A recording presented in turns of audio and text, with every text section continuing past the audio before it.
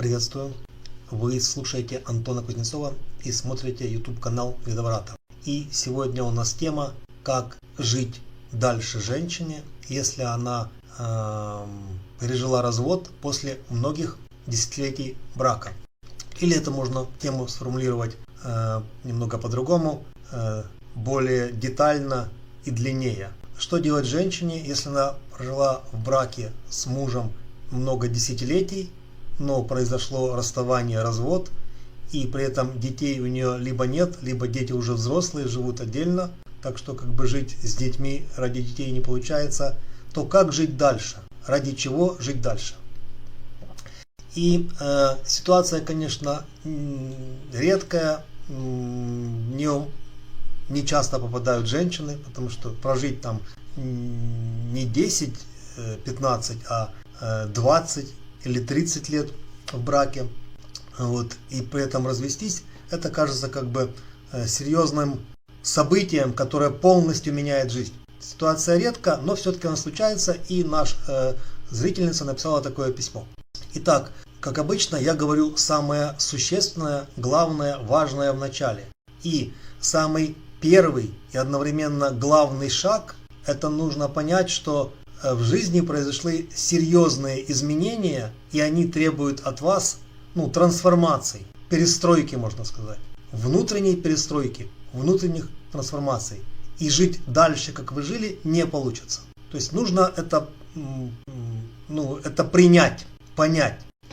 И те смыслы существования, смыслы жизни, которые были, муж и дети, семья, общая деятельность, общий быт, они уже ушли. Из-за того, что они ушли, и они ничем не заполнились, возникает ощущение пустоты. Вот это ощущение больше всего мешает. Что-то ушло, но оно не заполнено чем-то другим. И я скажу, как это заполнить. И самое главное, чтобы избежать негативных психических, душевных, эмоциональных состояний, например, депрессии, нужно найти то, ради чего вы будете жить дальше. Это главный совет, это первый шаг, он самый важный, он не очень простой, но без него дальше будет все гораздо сложнее. Значит, чтобы этот шаг правильно принять, вам нужно отпустить прошлое и общую жизнь с мужем, может быть, с детьми, общий опыт, общие ощущения. Это нужно отпустить и оставить в прошлом. И не возвращаться в прошлое, не вспоминать об этом, не пересматривать фотографии. То есть, оставить прошлое в прошлом. Мы расстались с человеком, и мы расстались в прошлом. И стараться удерживать это, держать, только будет ухудшать ситуацию. То же самое, если, допустим, дети взрослые, и там уже 20, 25, 30, а то и больше лет, они живут своей жизнью, то нужно их отпустить, потому что они уже взрослые, и они могут жить уже сами. И ваша задача уже выполнена. То есть ваша задача быть матерью, родителем, кормить их, заботиться о них, взращивать их, воспитывать их, она уже выполнена. И теперь, когда ребенок рождается, у него есть пуповина с матерью, и через несколько минут, иногда часов, иногда пуповину можно отрезать через несколько часов. Не надо спешить, но ее нужно все-таки отрезать. Если вы не отрежете пуповину, то будут проблемы, будет эта пуповина, она уже не живая, не будем в подробности вдаваться, она будет мешать. И ребенок родился, пуповину нужно отрезать, и он живет отдельно. Ребенок вырос, стал взрослым, он уже сам принимает решение, нужно его отпустить. И пытаться его не отпускать, тем более из-за того, что теперь у меня нет мужчины, мужа, только ухудшает ситуацию. И те ощущения, те отношения, которые ушли, нужно осознавать, что их больше нет. И за них не держаться. То есть, если что-то не живое, тогда лучше от этого избавиться. У меня, извините за пример, жил какое-то домашнее животное, хомячок или крыса, и он уже не живой. Но нужно от него избавиться. То же самое, есть какие-то отношения, они были живыми, давали ощущения, теперь отношений нет, они уже не живые. И от этого уже не ощущаемого, не чувствованного, не живого нужно избавляться. Следующее, что нужно сделать, чтобы правильно принять решение, ради чего жить дальше. нужно избегать типичных, стандартных, шаблонных, распространенных заблуждений. То есть будет огромное количество советов, которые приятные и кажутся приятными, радостными. То есть теперь я заживу для себя, теперь наконец-то я займусь чем-то там, карьерной самореализацией, теперь я смогу жить в свое удовольствие. И подобное будет много примеров. Это иллюзия. К этому будет призывать вас большинство и друзей, подруг, психологов. Вот. Но вот это пожить для себя, наконец-то заняться самореализацией, при этом не выбрав, ради чего я живу, это будет как бы погоня за внешними атрибутами, проявлениями, за внешним успехом. И она ничего не даст, кроме как усталости и истощения. Кроме того, пожить для себя, это скорее всего пожить не для своего духа, для своей души, если хотите, для своего сознания, для своего рода, да, а пожить для своего «я», то есть для своей личности. И это на греческом языке означает «эго», то есть это ведет к эгоизму. И эгоизм, сначала он как бы приятный, а потом он приводит все-таки к несчастью и страданию. И что еще поможет правильно выбрать, ради чего жить? Когда я чувствую, что я нужная, ценная, полезная, это дает мне ощущение наполненности, осмысленности жизни. Вот. Поэтому это не типично, так вот мало кто говорит. Все говорят там, будь собой, будь независимая, да, то есть свобода и независимость это путь к счастью. Нет. Вот. И мужское и женское счастье, они сильно отличаются, они противоположные. Но женское счастье это опыт наполненности от того, что я нужная, я ценная, меня ценят, можно сказать, я полезная, да, но это как-то очень утилитарно. То есть от того, что я являюсь частью чего-то, и я являюсь ценной, важной частью чего-то, частью семьи или частью какого-то другого структуры, организации, системы. То есть ощущать себя нужным очень важно для того, чтобы знать, что я живу не зря. Вот. И теперь как это выглядит практически. То есть надо найти то, что может быть содержанием моей жизни, то, что может быть смыслом моего существования. Это может быть какая-то деятельность, дело, это может быть какая-то организация или структура, сообщество, это может быть какой-то человек. Это, скорее всего, будет не мужчина для плотских, сексуальных или семейных отношений, а человек как авторитет, учитель или наставник. Это три основных варианта. Есть дополнительные, но эти три, они самые основные и самые эффективные. Вот. Почему это так? Когда у меня есть свое дело, я вокруг него как бы кручусь. И оно меня центрирует, то есть собирает вместе, концентрирует в хорошем смысле этого слова. Или у меня есть какая-то организация, структура, сообщество, и оно тоже меня упорядочивает. Или есть наставник, он является как бы центром, источником понимания жизни. И он тоже меня центрирует, концентрирует, собирает. И тогда вот эта собранность, это означает целостность, единство, гармоничность и гармония. Вот. И раньше это может быть центром семья или семейные ценности, или муж, мужчина. Теперь должен быть другой центр своей жизни, чтобы жизнь была центрированной, то есть целостной и гармоничной. Значит, вариант найти мужчину как авторитета. Его можно назвать наставником, духовным учителем или просто авторитетом. Главный критерий – это человек должен быть мудрый, разумный, знающий и говорить что-то стоящее, вечные ценности, как сказать по-другому, что-то стоящее, ценное, достойное. Это может быть идея, учение, знание, ценность, принцип. Вот. Если это структура как организация, иногда это бывают духовные структуры, иногда это религиозные структуры, бывают волонтерские, или как назовем, благотворительные организации, да, вот, тогда это тоже дает осмысленность, наполненность жизни, это дает содержание для существования, вот, и эта система, организация, структура, да, сообщество дает защиту, да, как вот меня род защищает, меня семья защищает, а теперь меня защищает некоторая структура, как организация или сообщество. Вот, и надо этой организации помогать. Вот. И теперь свое дело. Многие думают, что это обязательно бизнес, да, там продажи или что там это входит в бизнес, предоставление услуг, да, производство или продажа товаров. Но делом может быть некоторая деятельность. Вот. И если у вас есть свои идеи дела, то перепроверьте их у того, кто разбирается вот в этих делах. Если своей идеи нет, то есть такой как бы вспомогательный критерий. Посмотрите вокруг, кто из ваших знакомых, друзей, может быть близко известных, может быть далеких, занимается какой-то деятельностью, что вы считаете, что она ценная, важная, ценная, стоящая. Вот. И попробуйте заниматься подобным делом. То есть делать то же самое. Может быть вместе с ним, может быть отдельно, может просить у него совета, может быть даже с ним как бы сотрудничать. Вот, то есть выберите достойное дело. Иногда это бизнес, иногда это активность. Различная бывает там духовная, благотворительная, волонтерская и так далее.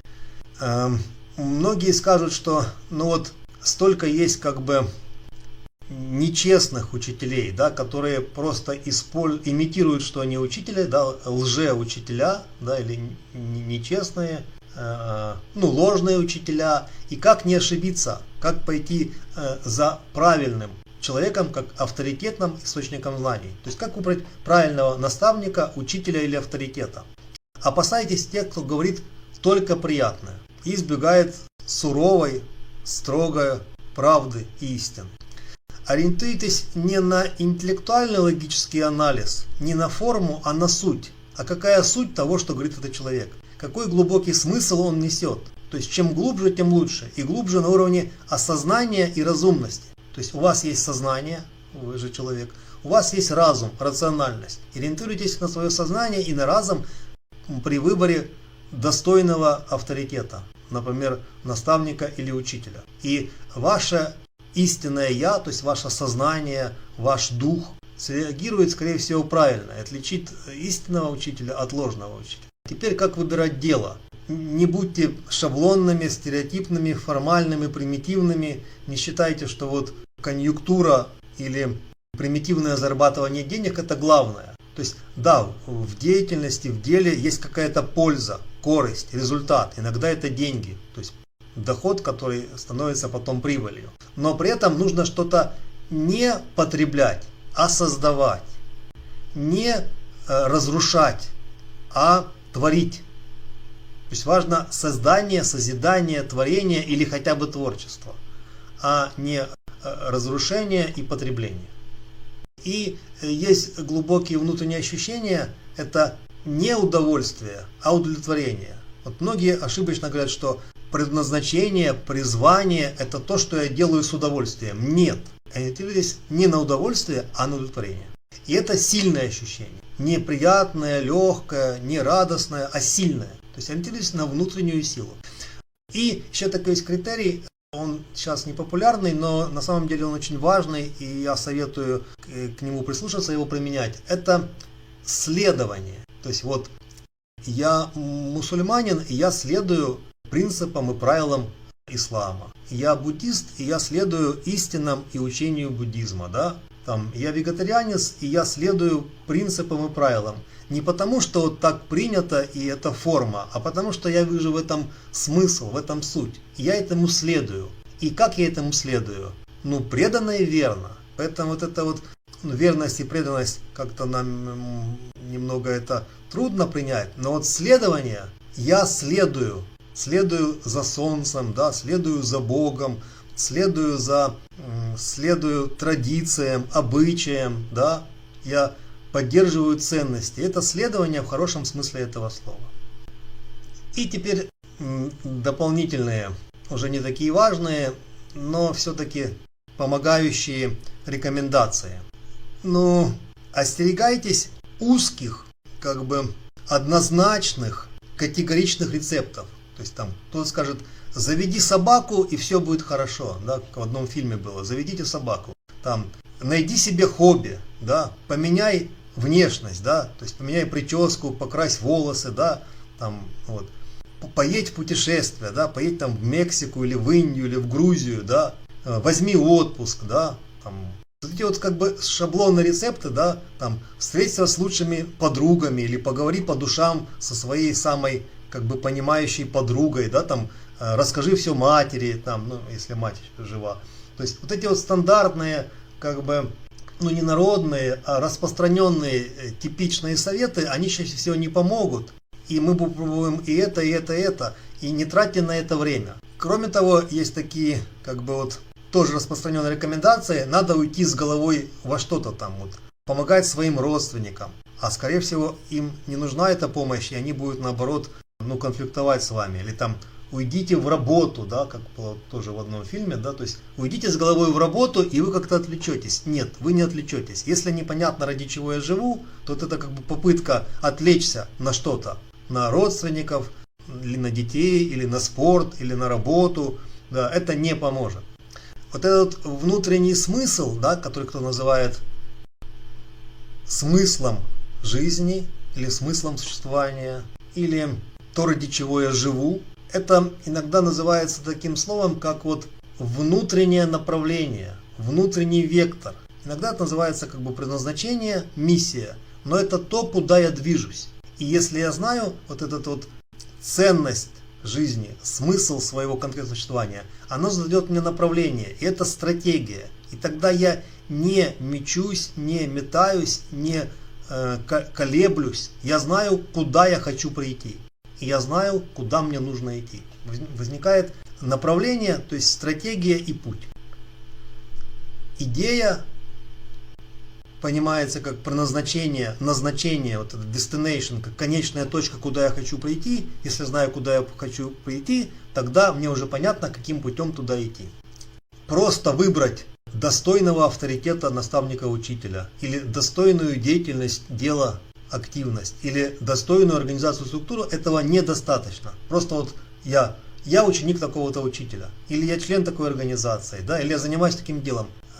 Или я считаю важным это дело. Пока вы не начнете, ну, как бы не труд, а помощь, помогание организации, к которой я отношусь, помогая наставнику или авторитету, которого я уважаю, или помогая тому, кто занимается достойным важным делом, пока я не начну помогать, вот этот поток смысла, силы, осмысленности, наполненности, смысла существования, он не пойдет. То есть надо помогать тому, кого я считаю достойным и важным. И тогда будет ощущение, да, моя помощь ценна, я полезна, я важна, я нужна. И тогда, значит, я живу не зря. Вот. И вот это вот центр, многие говорят, что центр это ошибочно, то есть надо быть децентрализованными, нужно не привязываться к чему-то одному, нужно иметь не один источник великого счастья с большой буквы, великого смысла, а много маленьких источников счастья, разных смыслов, много маленьких радостей и счастий, которые вместе соберутся и как бы заменят одно большое. Нет. То есть причастность это быть частью. А я мог быть частью только чего-то одного достойного и большого. Это дает централизацию и центрованность. Поэтому вот какой центр в моей жизни? Вокруг чего крутится моя жизнь? Что мне собирает, центрирует, то есть делает целостной и гармоничной? То, что является одним самым главным. То есть это дает фокус внимания, фокус восприятия, фокус ощущений. И тогда я сфокусирована, и тогда множество мелочей, иногда приятных, иногда неприятных, не выводят меня из этого состояния гармонии и целостности. Вот, на этом практически все. Я еще кое-что добавлю. Люди после 20 или 25 лет могут пережить развод, расставание, и при этом, если вопросом является, как жить дальше, ради чего жить дальше, то то, что я рассказал, является ответом на этот вопрос. Но будьте искренне, честны перед самой собой. Да? Вот. Если вы расстались, разлучились, развелись, и вы хотите не жить дальше, пройдя эти трансформации, а вернуть этого человека, или как бы вернуться к нему, и у вас был совсем другой вопрос, тогда совсем другие действуют принципы и ответы. То есть, когда вот вы пережили эти трансформации, искренне и честно задавайте вопрос. Тогда и консультант, да, мастер, как его назовем. Ну, тот, кто дает вам ответ, он ответит именно на тот вопрос, который вы хотите узнать, и он будет вам ценным. И не подменяйте, допустим, вопросом, как же его вернуть, другим совершенно по смыслу вопросом, как жить дальше без него. И это невозможно объединить. Благодарю вас за понимание. Присылайте нам на e-mail ваши вопросы для следующих выпусков. И передаю просьбу своих организаторов, если вы знаете, кому это видео поможет, кто его поймет и оценит, то поделитесь этим видео, но только с теми, кто его поймут и оценят. На этом на сегодня все. Вы слушали Антона Кузнецова и смотрели YouTube канал Ведоврата.